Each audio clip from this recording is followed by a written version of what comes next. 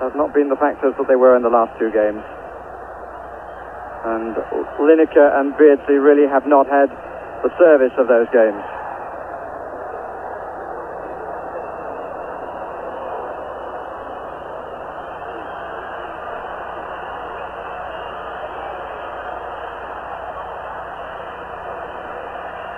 England want to make the substitution. Chris Waddle is waiting. The ball is in the crowd. And the announcement of the substitution is made on the public address system. And off comes Peter Reid, who played, I believe, carrying a knock. Played with great determination, but has not been able to find the way for England, who now change the formation, taking off a midfield player, bringing on a forward who surely has instructions to attack on the flanks, and let us hope he's been told to attack on the flanks in the last third of the field and not from deep inside his own half, which he does far too often. This is Beardsley. Trevor Stephen coming in. That's very well claimed by Pumpido.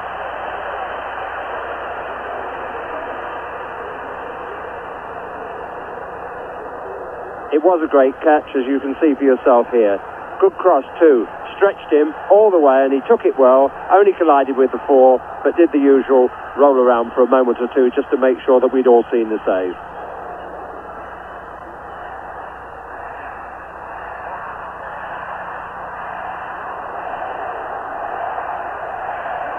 And Waddle has taken that position wide on the left, as we thought. Doesn't take a lot of assessing that, but I think more than his influence, some of the players are already on the field have got to buckle down now and start to play in this game, because we haven't really seen anything like the England performance. And the free kick has been given for the challenge on Maradona, who is claiming he was knocked on his head. But he's the man who has sent us onto the slippery slope. But surely when he scored the first, as he ran onto the ball that was knocked on by the foot of Hodge, it was his hand he used to go past Peter Shilton. There can be no question, it was handball. Peter Shilton immediately protested, but the goal stood.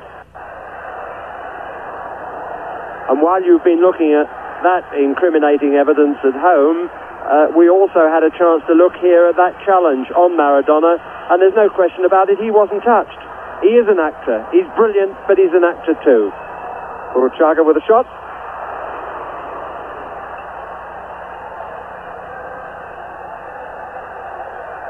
Jimmy's observation will make clear that those pictures of the first goal, which should not have been allowed, were from our own special cameras here.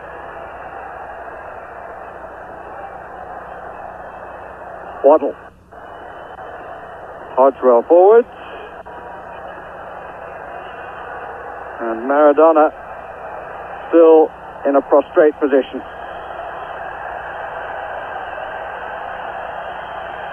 Have his goals left England similarly placed.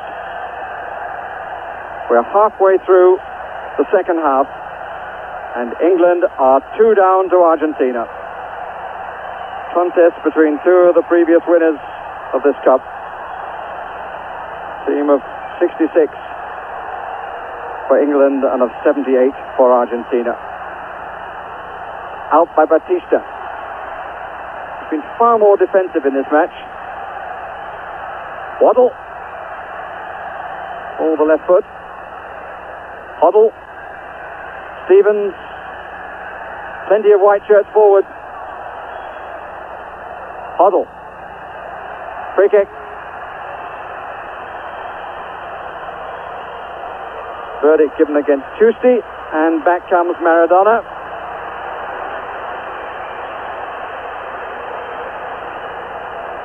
And I imagine that he enjoyed the rest.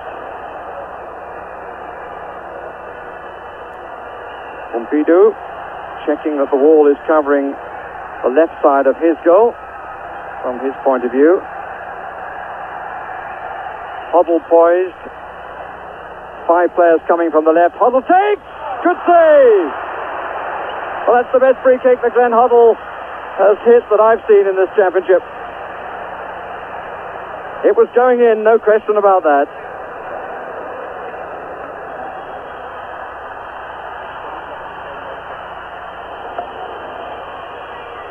Waddle with the corner. Met by Brown. Only to Waddle. The goalkeeper didn't know where that was, neither did his defenders. But it was actually a rather disappointing cross because there was nobody there for England. Shilton well out of his goal, and at least England are forcing Argentina back. Butcher. Huddle. Stevens. Comes to be seen by Olarticoechea. I left out half a syllable in his name, but I hope he didn't notice. Then Huddle having a better spell, and he desperately needs to do so for his country's future. If not his present.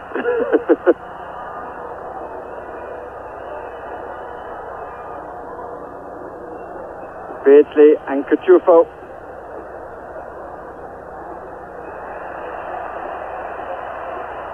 And the referee is signaling over this side for Pumpido to get some attention.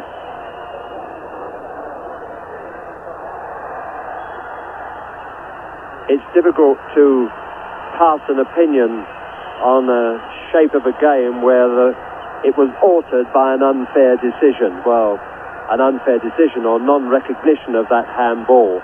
But on the other hand, I think any objective viewer would look at today's game and say that at the moment Argentina have played with more imagination, they have attacked more and deserve to be in the lead, maybe not by the 2 goals but certainly by 1.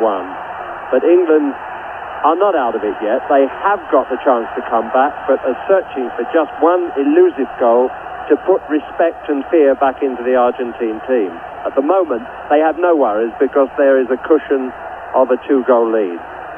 And that is the problem. They've got the force to pace. I should be surprised if the game ends at this score, because in forcing the pace in what is perhaps the last 20 minutes now, England have got to take risks and push men forward. But there's no doubt about what their aim is. They must commit themselves to that. Valdano, likely to be the furthest forward of the Argentines. And John Barnes, who hasn't previously played in this tournament, looks as though he's going to be given his chance. Gary Stevens.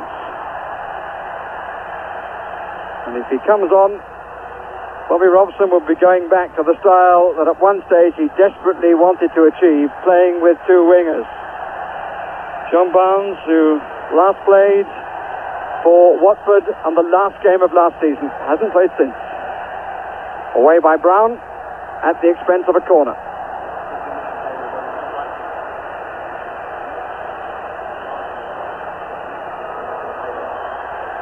It'll be interesting to see if he comes on, whether he's played wide or down the middle. Bobby Robson has never previously used him in the middle. Oh, he timed the run well, did Terry Fenwick, but he couldn't get the header that he required at the end of the run.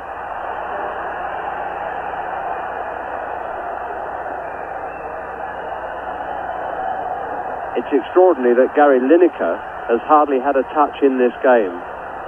He's been so closely marked, he hasn't been able to make an impression on the game at all. And when you hear sums of £5 million mentioned for possible transfers to Italy and things like that, you wonder how a man with such talent at goal scoring can make no impression in any other way on the game. It certainly couldn't happen to a Maradona.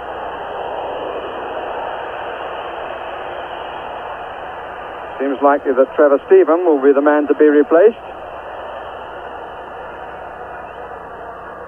Glenn Hoddle. Kenny Sanson. Waddle wide to the left. 4 England players in the middle. One of the problems sometimes